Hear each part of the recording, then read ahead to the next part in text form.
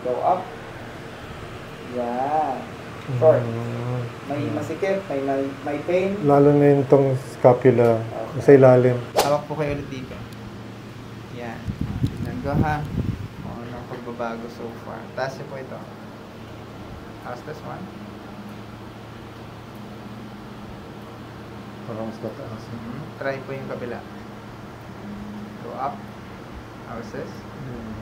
Parang mas mataas. Good. Titignan ito ha. Magic natin para at least mas maging maayos yung movement. So clear. Good.